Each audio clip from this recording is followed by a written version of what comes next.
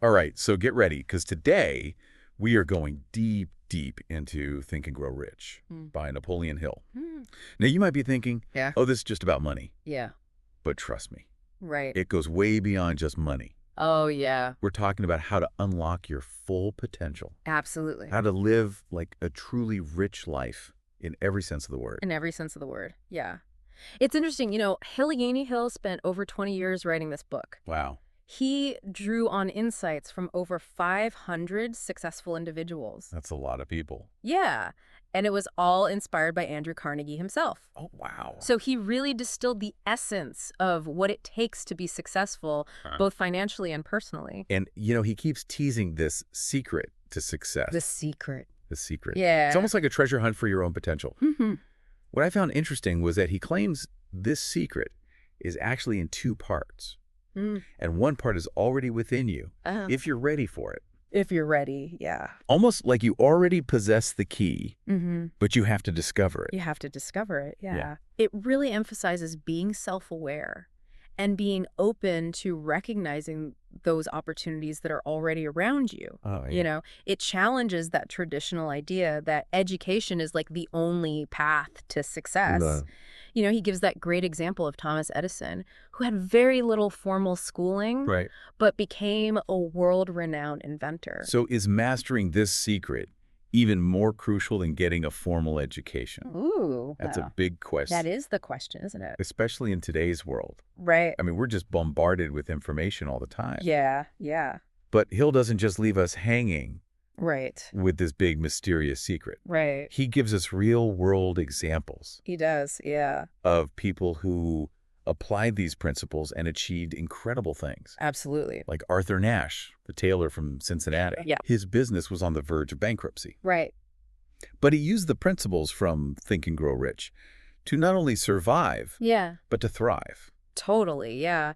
I think the key here is Nash didn't just change his business strategy, Yeah. He shifted his entire mindset, his entire way of thinking, Yeah. embodied those principles, and that's something we can all learn from. Yeah, absolutely. It really highlights the power of these ideas Yeah. when you apply them, like really commit to them. Absolutely. And then there's Stuart Austin Ware, who was so inspired by the book, he left his successful career to pursue law. Interesting. Makes you wonder, did he achieve his goals by following these principles? Hill certainly makes you want to find out. I know. But one of the core concepts in Think and Grow Rich is this idea of a burning desire. Oh, yeah. And Hill presents this as like the driving force Yeah. behind any kind of success. The fuel. The fuel. Yeah. He tells the story of Edwin Barnes, who had this burning desire to work with Thomas Edison, not just for him. Not just for him, with him. With him. Yeah. But Barnes started at like the most basic role in Edison's company. Yeah. But he never lost sight of his goal. Never lost sight. Yeah. And he visualized himself as Edison's partner, even while he's doing these really basic tasks. Right. So Right. he didn't let his current circumstances define his future aspirations. Exactly. Yeah. But it wasn't just blind ambition. Right. He also combined it with action, Right. persistent action. Yeah. Would you say that's a crucial part of this? Absolutely, yeah. Hill actually contrasts Barnes's success with all those people Wow. who just admired him from afar, Oh, yeah? envied what he had, Right. but didn't understand the work he put in. Right. So it's a great reminder that a burning desire isn't just about intensely wanting something. Yeah. It's about channeling that desire into focused action, Right. putting in the work, So it's like having the fire in your belly, but also the roadmap and the vehicle to get you there. the how-to. Yeah, the how-tos, exactly. Yeah. And Hill uses this really powerful analogy to illustrate this point. Okay. The story of Marshall Field, Oh, yeah. who after the Great Chicago Fire declared he would rebuild his store on that same spot, no matter how many times it burned down. Wow. Now, I think that statement wasn't just about a building, right? It was Right. about his unwavering commitment. To his vision. Yeah. To his vision. His absolute refusal to give up on his dream. And that's what a true burning desire can ignite within you, right? Hey. That unstoppable force to rebuild and rise above any obstacle. It makes you think about, what are the fires that you've faced Yeah. in your own life? How have you responded? Have you let them consume you, or have you used them to rebuild something stronger? Hill also talks about being a practical dreamer in this world that's always evolving. Right. And he argues that true leaders aren't just visionaries. Yeah. They're the ones who can take these impossible dreams Right. and make them real, tangible. Tangible. Yeah, tangible. Think about the people who built our cities, created all these groundbreaking industries, Right. pushed the boundaries of technology. Yeah. They were all practical dreamers. They were, yeah. It's about having that balance, Right. the audacity to dream big, Right. but also the groundedness to turn those dreams into plans and take action. Right. So that's where the power of imagination comes in. Oh, yeah. Hill really stresses that the world rewards those who bring new ideas. No idea. That's Those who can envision these solutions, possibilities that others might not see. Right. He even says, dreams are the seedlings of reality. That's beautiful. A beautiful way to think about it, to encourage nurturing those dreams. Yeah, nurture those seedlings. It reminds me of that saying, Yeah. imagination is more important than knowledge. It's not enough to simply know things. You have to be able to apply that knowledge in creative ways to solve problems Right. and create value in the world. So it's about envisioning the future you want to create. Yeah. And then taking those ideas and making them real. Real world solutions. Yeah, real world solutions. But then Hill goes even further. Oh. He says we can actually use our emotions, Okay. even the negative ones, Oh, wow. to fuel our success. He calls this transmuting emotions. That's interesting. It's this idea that even heartbreak or failure Yeah. can be transformed. In something positive. Yeah, into creative energy. Think about someone like Charles Dickens. Right. Whose difficult childhood, inspired some of his most powerful writing. Hill also shares the story of his own son, Oh, okay. who was born without ears. Oh. I can't even imagine Yeah. the challenges they must have faced. Yeah, absolutely. How did they overcome that? So what's remarkable is that Hill's son actually developed both speech and hearing through persistent desire and unwavering faith. Wow. Hill described it as having corrected nature's error. It's a real powerful testament to the power of the human spirit Yeah. to overcome adversity. Yeah, that's really mind over matter. It is, yeah. Yeah. It speaks to that untapped potential Right. that we all have within us. Yeah, absolutely. Yeah. But how do we actually access this power? Hill talks about faith and autosuggestion Okay. as tools for doing this. Right. So he defines faith as a state of mind that can be induced through autosuggestion. So it's not just like passive belief. Right. It's something you can actually develop. A skill. A skill, yeah. And it's about consciously shaping your thoughts Right. through practices like repeating affirmations, Yeah. visualizing your desired outcome. Right. Right. So it's not just about hoping for the best, right? It's about actively training your mind Training your mind. Yeah. to believe in what you want to achieve. Exactly. Yeah.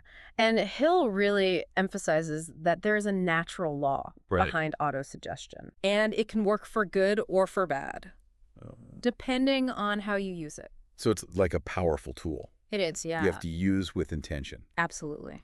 And this leads us to the concept of the subconscious mind, Ooh. which Hill describes as this powerful force you can harness for success. I've always been fascinated by that. I know, me too. It's like this Yeah. vast, Yeah. uncharted territory Absolutely. within us. Yeah. But how do we tap into it? How do we direct it? Yeah, how do we direct it? Yeah, that's the question. Towards our goals. Right. So Hill says that the subconscious mind Yeah. acts on our dominant desires, Right. especially those mixed with strong emotions, Oh, wow. like faith. Right. So it's not just passively observing, right? No. It's actively shaping our reality. Right. So feeding it with positive thoughts, desires, Yeah. is really important. It's constantly working, Yeah. whether we're aware of it or not. So it's like Hill compares it to a garden Okay. that needs tending. Right. If we let it go, Yeah. all the weeds will grow. Yeah. Right. Choke out the flowers. Choke out the flowers and the fruit that you want. Right. Similarly, if we don't plant positive seeds Right. in our minds, Right. those negative thoughts, those beliefs Yeah. are going to take root. And grow. Yeah. And they're going to influence everything. Exactly. Our actions, our outcomes. That's a brilliant analogy. So we are the gardeners of our own Yes. subconscious. Yeah. But while all of this is important, Right. this internal work, Yeah. Hill also emphasizes the importance of specialized knowledge, Oh, okay. particularly for those seeking financial success. And he says, simply having knowledge is not enough. Okay. It needs to be organized, Right. directed, Yeah. applied through practical plans of action. Okay. Yeah. So it's about turning information into effective strategies. Right. And he gives this really interesting example of an unemployed salesman Oh, okay. during the Great Depression Right. who actually leveraged his bookkeeping skills to build a successful business. Wow. Okay. So that's adaptability. That is. Resourcefulness. Do you think that's even more relevant today? Absolutely. I think Hill had some incredible foresight, Yeah. recognizing that adaptability and continuous learning Right. were going to become even more important in the future. Right, because things are changing so fast. Exactly. Technology, economics, everything. Yeah. He also emphasizes the value that employers place on employees who seek to expand their knowledge, their skills, Right. like proactively. Yeah. Taking initiative. So he even suggests taking home study courses or engaging in other forms of self-education Wow. as a signal of ambition. Right. And leadership quality. Yeah, it's like showing your employer that you're not just content with the status quo. You're actively trying to grow and contribute more value. Yeah. Showing initiative. Yeah. Willingness to invest in yourself. Yeah, exactly. Those are all valuable traits no matter what field you're in. Absolutely. And speaking of showcasing your value, Yeah. Hill also discusses the importance of a planned presentation, Okay. especially when you're seeking opportunities, Right. particularly in the job market. Yeah. So it's not just about what you know, but how you present yourself. How you package. Yeah, how you package it, exactly. Like creating a compelling story Yeah. that highlights your strengths Right. and how they align with what the employer needs. And how you can provide value. Yeah, how you can provide value, yeah. Yeah.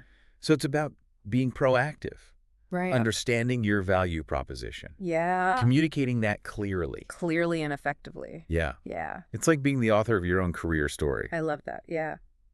But Hill doesn't just focus on individual success. He also talks about the bigger picture of business, Right. how things are changing, and how that old rule of gold Yeah. is giving way to what he calls a new golden rule. Okay. Interesting. What he means by that is a shift Yeah. away from purely profit-driven motives Right. toward a more ethical, Yeah. service-oriented approach Oh, I see.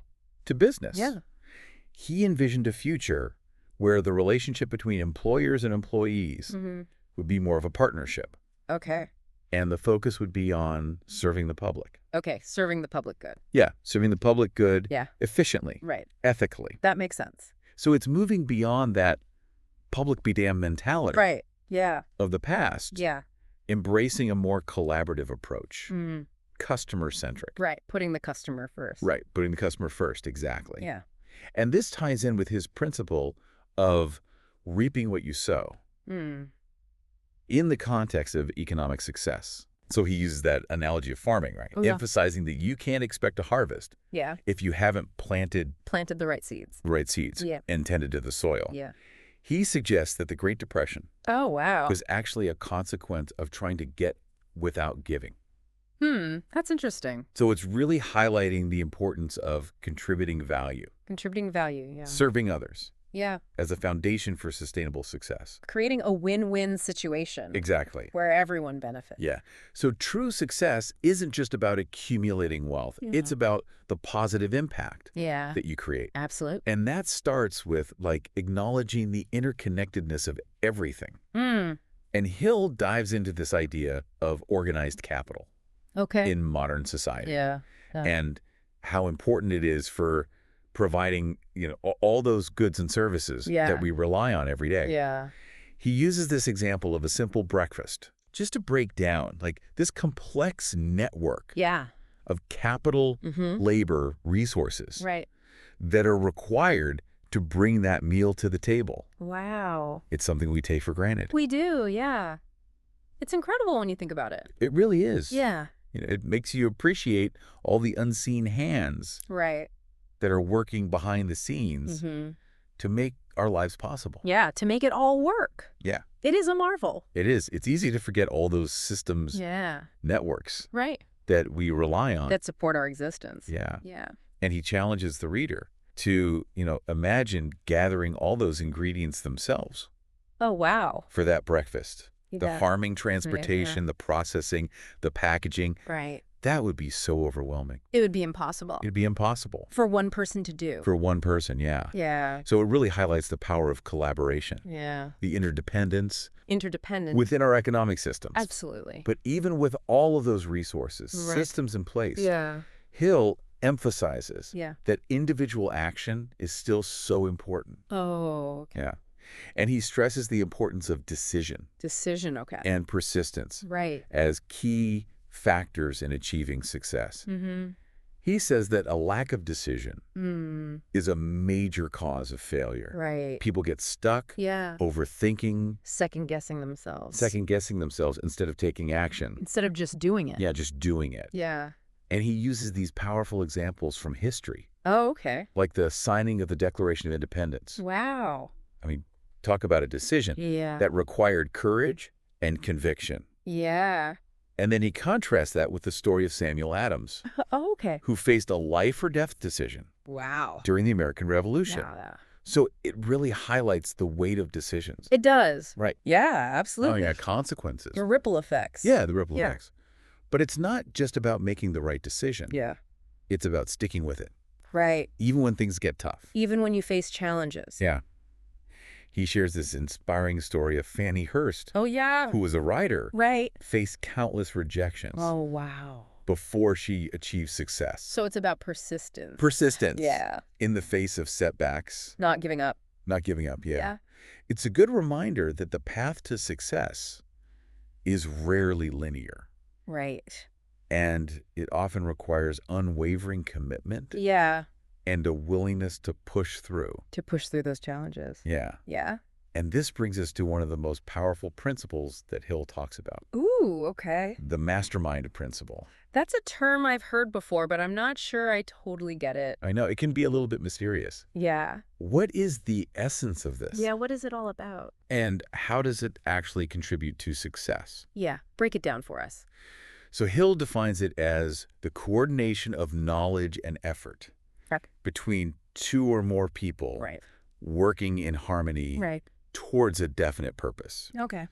So it's about harnessing the power of collaboration, Yeah. shared intelligence, Right. to achieve goals that you might not be able to achieve alone. Oh, I see. So it's like that idea that we're stronger together. Yeah.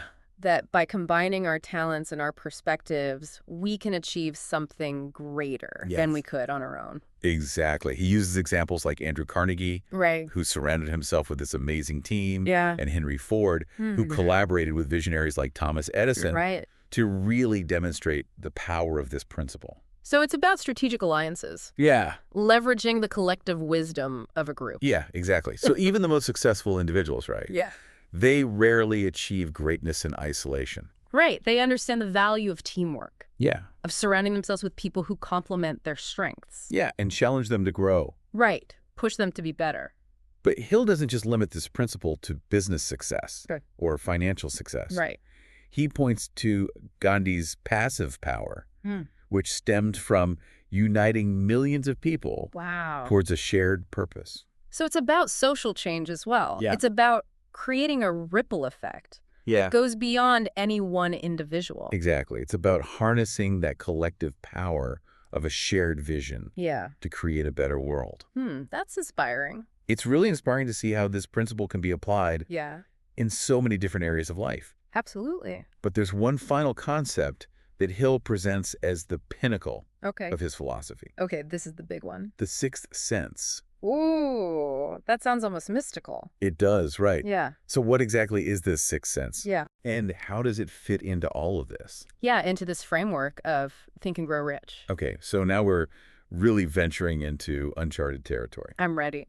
I'm excited to explore this, Let's do it. but we're going to do that Okay. in our next part. Sounds good. So stay tuned. All right. Okay, so we're back, and we're diving into this idea of the sixth sense. Yeah, the sixth It sense. sounds like we're really going beyond logic and reason here, which I find kind of exciting and a little scary. Yeah, it definitely requires an open mind. Right. You know, Hill believed that the sixth sense was like the culmination of mastering all those other principles he talked about. Right. It was like reaching the peak Yeah. after a long climb. Right, like You've put in all the work. Exactly. Now you're at the top of the mountain. You're there. You've got the view. Remember those late-night council meetings? Yeah. That Hill had with his invisible counselor? Yeah, in his imagination. In his imagination. That's how he tapped into the sixth sense, right? Oh. Using his imagination to connect with, a higher source. So it's like a direct line to some wellspring of creativity and insight. An insight that's available to everyone. If we just know how to find it. If you know how to access it, exactly.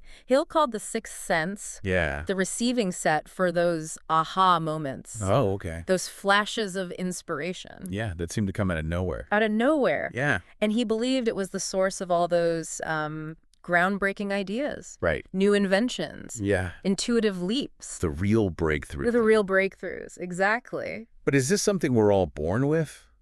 Or is it something that, some people are just naturally better at? That's a great question. Like we all know people who just seem to have this incredible intuition. Yeah. While others just, really struggle. They don't trust their gut. Yeah, they don't trust their gut. Yeah. Hill seemed to think that everyone has this ability, Right. but it might be dormant. Right. Underdeveloped. Okay. For a lot of people. And he actually said that this awareness, sometimes it emerges more prominently after the age of 40. Oh, wow. Even later for some people. Mm-hmm. Like it needs time to mature. So it's not just age, it's also the work that you do. It's the inner work. Yeah, the inner work that you do. He argued that cultivating those spiritual forces that are tied to the sixth sense, it takes years. Yeah. Of self-reflection, contemplation. Right, so you're fine-tuning your antenna. Exactly. Yeah. Fine-tuning that inner antenna. Yeah. To pick up on those signals. So it makes sense that something that profound would require that kind of self-mastery. Exactly. It's like a muscle. Oh, okay. That grows stronger with use. Okay. The more you exercise your intuition, yeah, the more refined it becomes. So the more we trust our gut, make demands on our imagination. It develops, it gets stronger. Think about Henry Ford.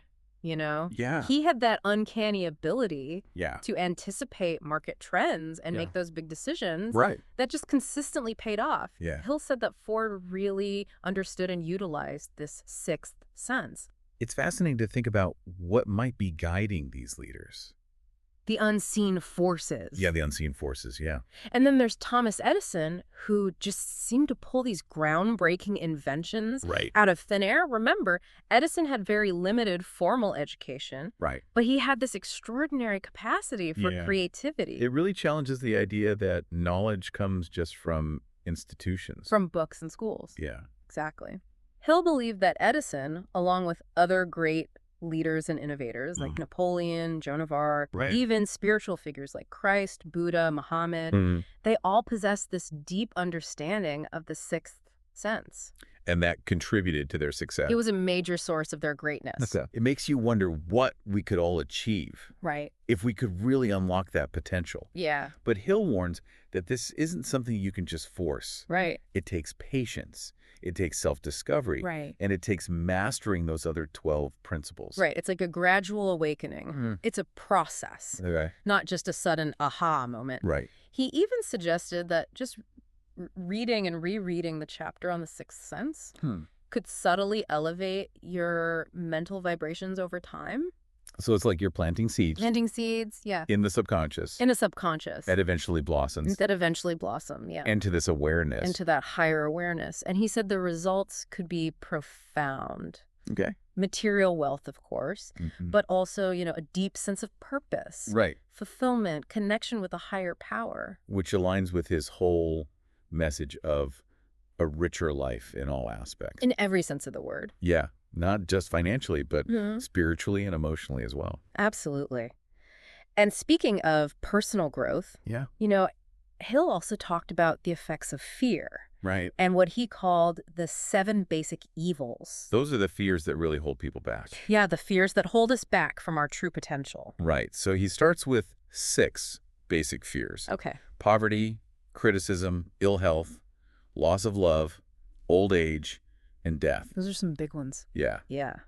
And then he adds a 7th. Okay. Susceptibility to negative influences. And it's interesting how he presents these fears not just as abstract concepts, but as real forces that shape our lives. That shape our lives and limit our possibilities. Exactly. So let's take a closer look at each one. Okay. Starting with The fear of poverty. The fear of poverty, okay. And what's interesting is he emphasizes that this is more than just not having enough money. Right. It's this mindset of scarcity. Right. And lack. Lack, yeah. That can really permeate every area of your life. Absolutely. It can create this poverty consciousness. Like a belief system that limits you, right, keeps you stuck in this cycle of struggle. Right. And it can manifest in different ways. Yeah. Indifference, procrastination, lack of ambition, settling for less than you deserve. It's almost like a self-fulfilling prophecy. Right. Where that fear actually attracts more of what you don't want. Exactly. Into your life. Yeah. And he also describes that psychological toll that poverty can take. Okay. You know, the loss of self-respect. Right. Shame, the envy of those who have more. It's this vicious cycle. And it can be so hard to break. Really hard to break. And he points out how some employers exploit this fear. Right. You know, by offering low wages, taking advantage of people's desperation. Of people who are desperate. Yeah. So it's a reminder of those systemic inequalities that exist and how fear keeps people trapped. Absolutely.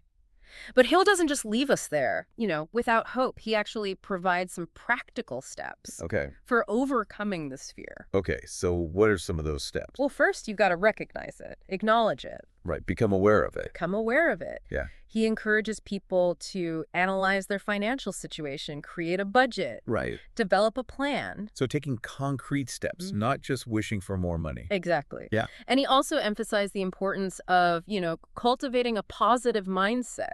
Focusing on abundance rather than lack. Right. He even suggested repeating affirmations. Oh, okay. Like, I am attracting wealth into my life.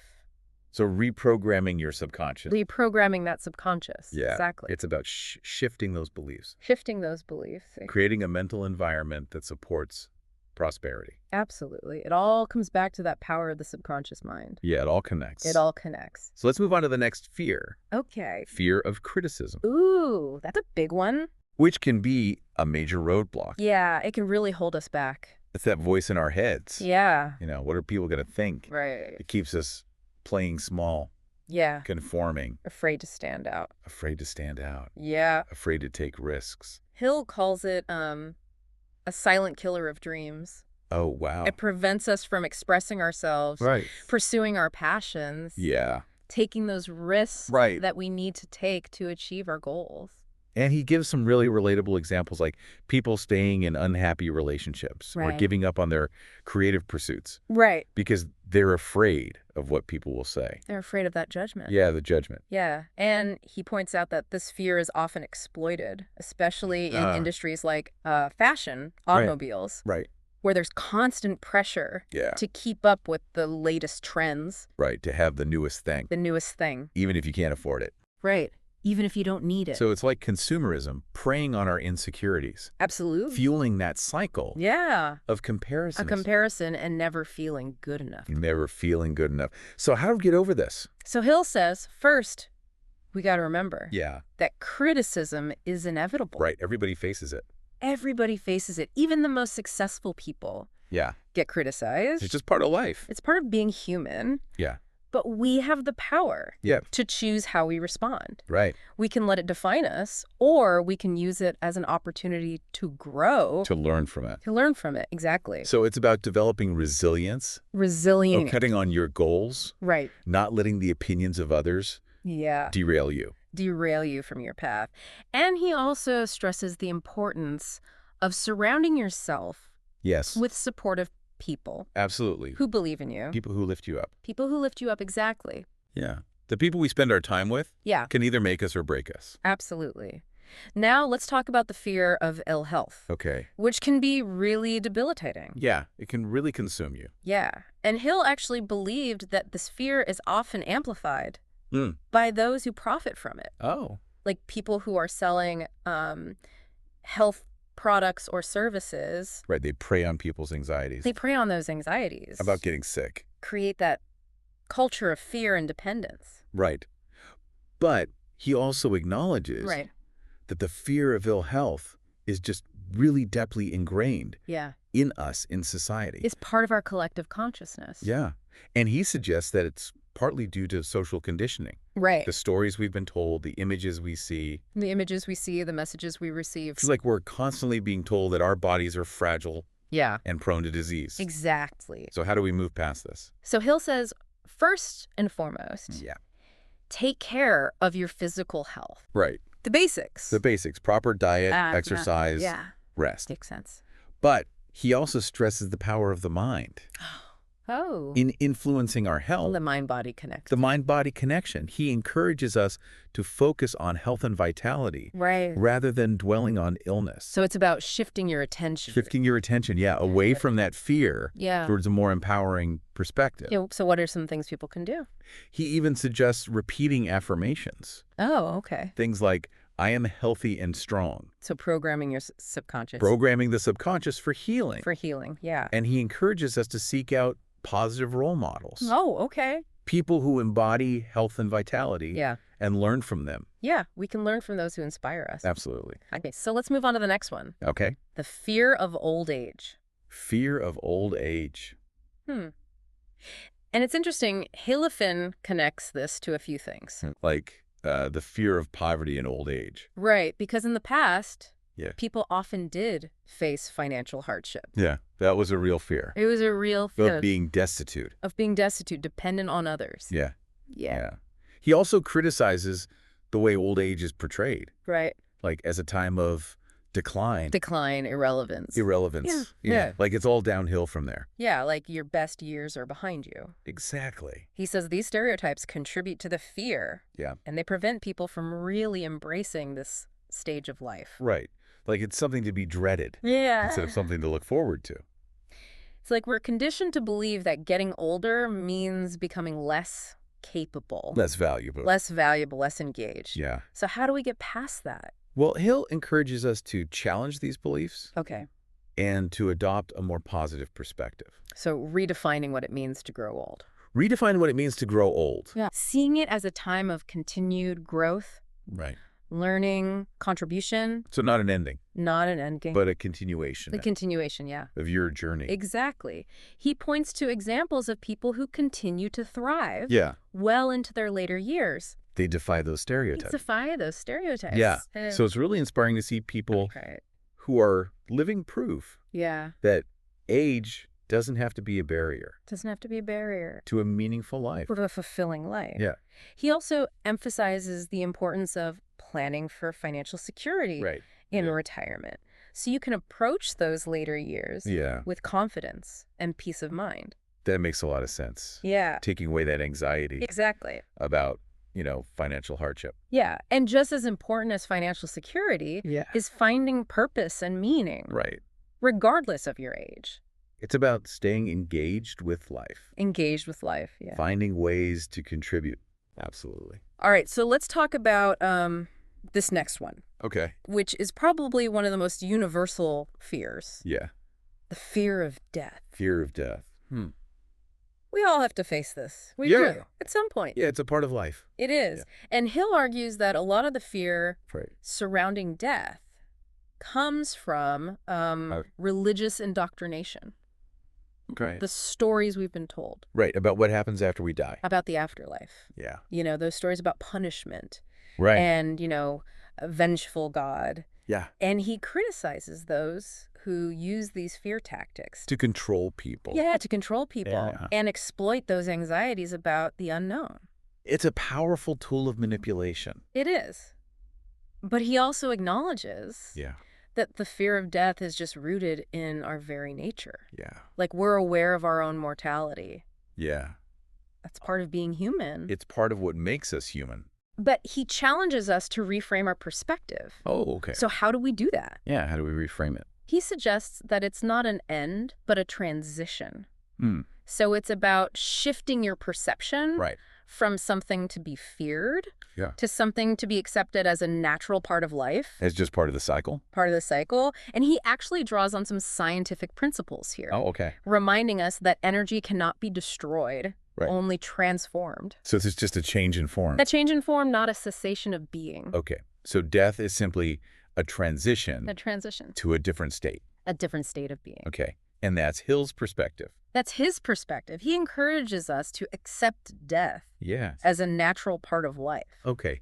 It's a really different way to look at it. It is. Than how we're often taught. Right. And it encourages a more holistic understanding of life and its cycles. Yeah, absolutely.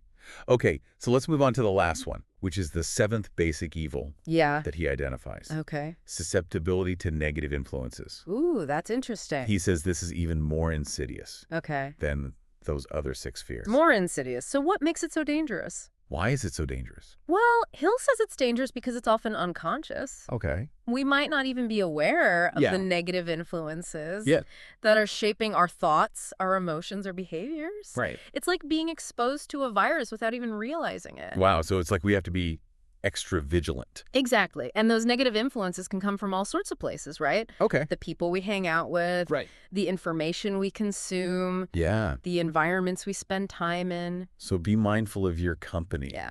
The media you consume. Absolutely. Yeah. He says that these negative influences can act like a virus, infecting our minds with limiting beliefs, doubts, and fears.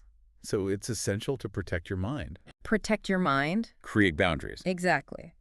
Be selective about who you spend time with. Right.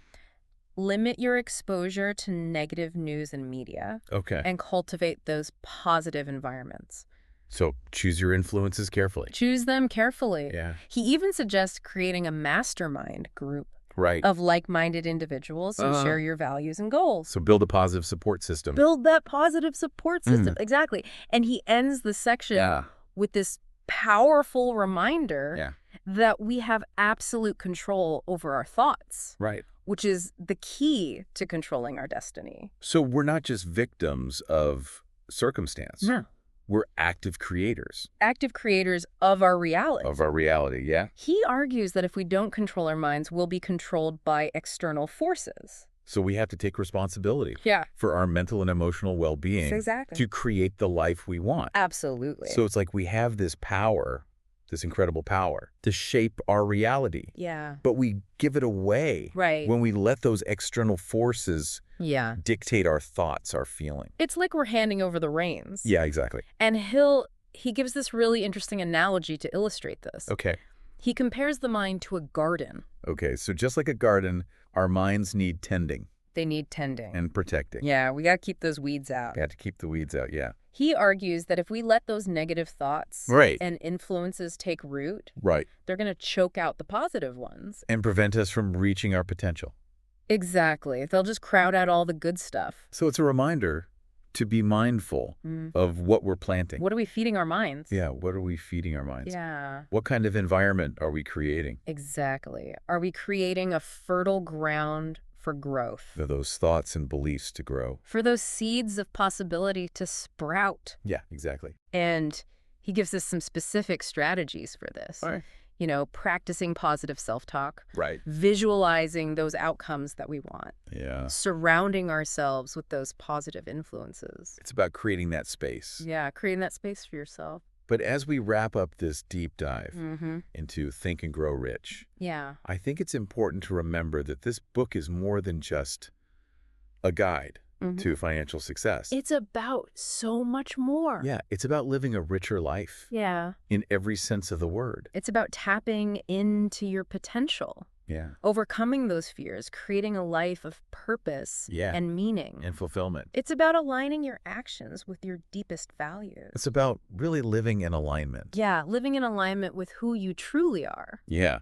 And while Hill provides all this knowledge and these practical strategies, he also stresses the importance of taking action. It's not enough to just read it. You have to actually apply it. You have to put it into practice. You have to put it into practice in your own life. He challenges us to be those practical dreamers. Yeah. Combine vision with action. Bridge that gap. Bridge that gap between thought and action. So I want to leave you with this final thought. Okay. Think about one area of your life where you want to grow. Okay.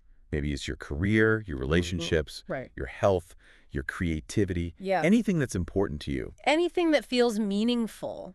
And then ask yourself, who could I connect with or learn from to gain some insights and guidance in this area? So find a mentor. Yeah, find a mentor, a coach, a friend, a family member, an author, even a historical figure. Anyone whose wisdom resonates with you. And imagine having a conversation with that person. Okay. Seeking their advice, their perspective on the challenges you're facing, the opportunities. What insights could they offer you? What questions would you ask? That's a powerful exercise. It is, and it really taps into that mastermind principle that we talked about. Yeah, you don't have to do it alone. You don't have to go it alone. Find those people who can support you. And guide you along the way. Absolutely, because ultimately, the true wealth lies in the expansion of our minds, the depth of our experiences, the impact we make on the world. So until next time, keep thinking, keep growing. And keep diving deep. Keep diving deep.